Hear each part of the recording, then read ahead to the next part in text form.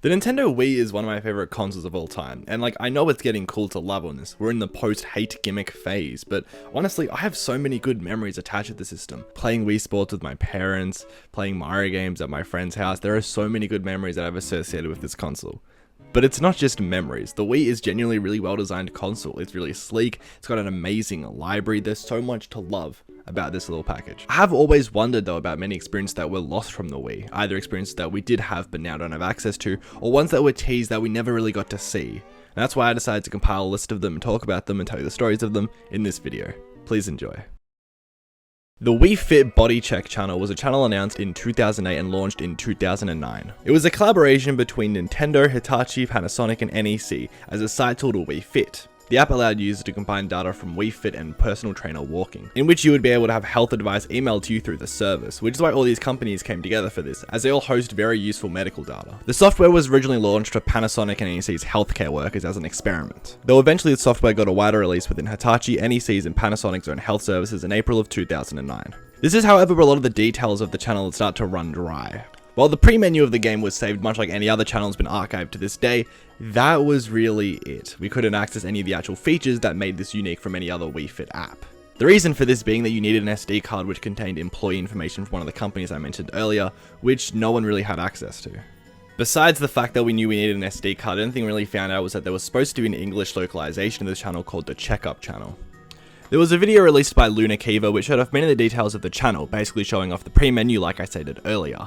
On the 22nd of June 2023, a YouTuber named Fireboys who specializes in Wii content made a video showing off many of the capabilities of the channel that we had no idea about until this moment. They were looking through the code of personal trainer walking and found a line that related to Wii functionality, which revealed a cheat code that showed the game trying to connect to a Wii console, which provided proof that this channel was supposed to actually have a localized version released at some point. In 2024, Luna decided to translate the channel to English, which piqued the interest of one of the Wii Link developers, Sketch. Now don't worry if you don't know what Wii Link is, we'll get to that later, but let me tell you, Wii Link is very important for the rest of this video.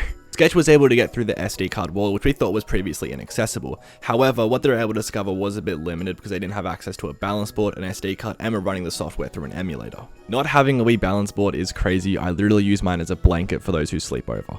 This video revealed that there was an option to ask questions, send emails, and read answer histories, and most importantly, connect to the DS. Unfortunately, that's where the Checkup channel trail kind of runs dry for now, though Sketch was pretty optimistic about getting another video out soon. But we do have Oski and Justina who own it, so hopefully we'll get some data from them eventually and we can make a video about that. So hopefully keep an eye on this one, stuff might come out again soon.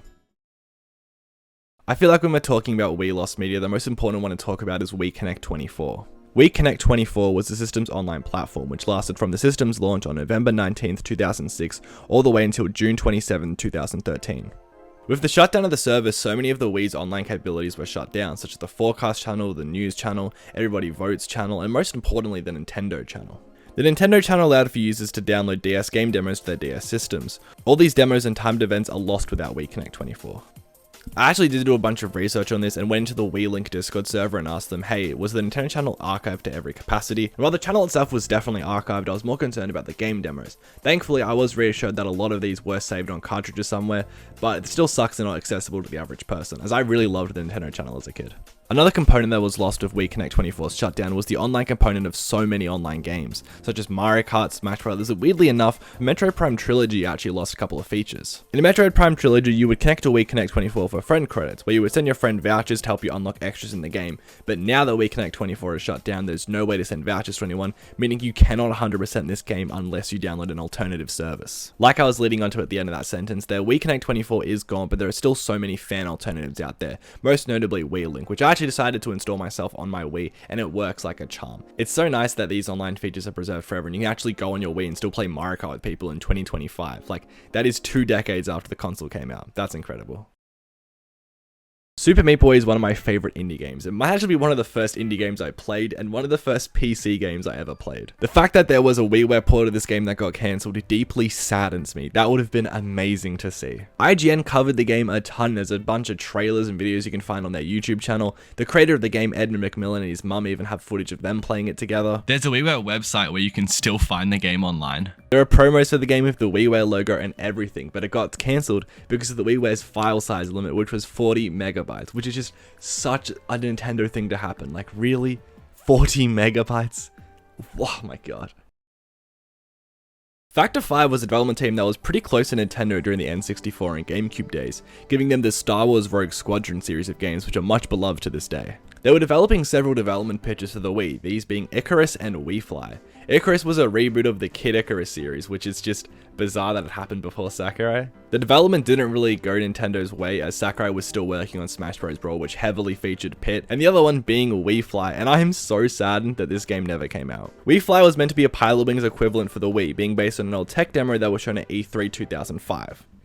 Both the demo and wefly, however, are quite similar to the piloting minigame in Wii Sports Resort, which was a factor into wefly's cancellation. Wefly genuinely got me really excited seeing the trailer for it. It looked like it would be much bigger than it's supposed to be. Being able to fly around the world seemingly looked really cool, or at least generalizations of the world. It genuinely seemed like a very impressive game for the console, pushing it to its limits. Nintendo were even on board to produce head tracking glasses for the game, and they let them use Mii's in the game as well, which I think is quite nice of them. Also, can we just talk about the menus for this game for a second? They look so dark and gritty. I don't know why they have this vibe to them. Maybe it's because it was the tech demo, but it just looks so intriguing to me. Sucks this game got cancelled as Factor 5 went into some financial issues and was shut down, so RIP Factor 5. Cartoon Network were kind of on a hot streak for the Wii. I played so many Ben 10 games on this console. There was supposed to be a new Cartoon Network game releasing for the console in 2015? Yeah. 2015. Crazy, right? It's kind of weird because you'd assume I'm wrong and I meant the Wii U, but every source I can find lists this as a 3DS and Wii game. So funny that the developers didn't even say releasing a game for the Wii U to be productive and went straight for the Wii instead. Anyway, this cancelled game would have characters from Adventure Time, Amazing World of Gumball, Courage the Cowardly Dog, Ed, Edd n Eddy, and Regular Show. It would contain 5 minigames. It'd probably be like a fine kids game, so it's not really like the biggest deal it was cancelled, but still sucks as a modern Wii game releasing in 2015 would have been insane. Action Replay is a device for cheaters, and I'm one of them. It's a device that would come out for every major console for a while. It would allow you to put custom codes into your games that would give you infinite lives or be invincible or do a high jump. I actually owned one of these for my DS as a kid, but I actually don't really remember much about it. I just remember it not working all the time. One of these released for the Wii in January 2008 with a disc, but in June of that same year, Nintendo released a patch for the Wii that rendered these useless unless you didn't update. Online gaming really killed Action Replay, didn't it? They released a second version in 2012 which relied on a bug with the SD card slot, but by then I think most people had moved on anyway. However, that disc version has actually never been archived to this day. Now, originally in my script, I was going to be a little bit snarky and say, oh well, if you go on eBay you can find it super easily, but that's not the same thing. That's the Power Saves version. That would allow you to put custom saves on your Wii, not do cheat codes like the Action Replay said, and the one that's listed on the Lost Media wiki. So, I hope this gets found. Maybe you have it somewhere in your house and you just got to put it online, but for now, who knows where it is. Let's end this video on a positive note of some Wii Lost Media actually being found for once, being the Wii Startup Disc. The Wii Startup Disc was known about before the console's release. It was seen on early Wii boxes and a few launch systems required it. This was included because when they were developing the Wii, they actually ran out of time to include the home menu on the console itself, meaning Nintendo could use the startup disc as a failsafe. If they don't get the home menu put on there in time, well, just include the disc and they can install themselves. When launch day arrived, most consoles did actually end up shipping with the launch menu inside, so that was all good. And the ones that didn't have the launch menu didn't even come with the startup disc in the first place, so they had to get sent back to Nintendo. The disc was primarily used by retailers like EB Games and GameStop, or whatever you call it in your country. They got Wii sent early so they could use it as a demo in their store, so they got sent the disc so they could set it up properly. The disc was actually never found or archived though. Some of the launch models that did require the disc ended up on eBay and were bought and decrypted, but we never actually found the disc. Using some of the consoles on eBay, some more details were found out about it though. The disc uses the ID RAAE, and every time you boot up the Wii, it checks to make sure this disc isn't inserted, and if it is, it'll crash.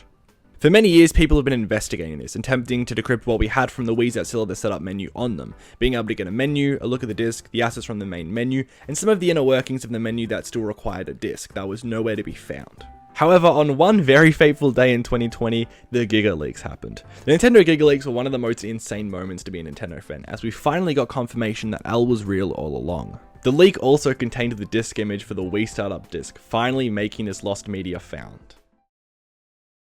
I really hope you enjoyed taking a look back at some of the Lost Media released for this guy. I had a lot of fun doing the research for this video. The Lost Media wiki was infinitely useful for this, so if you do actually like the topic of Lost Media, go ahead and take a look at that wiki. There are some great writings on there. Also, if you do kind of like this content, subscribe to me. I'm going to make more stuff like this based on gaming, pop culture, whatever. So yeah, please subscribe to the PS Club, become a member today, and thank you for watching.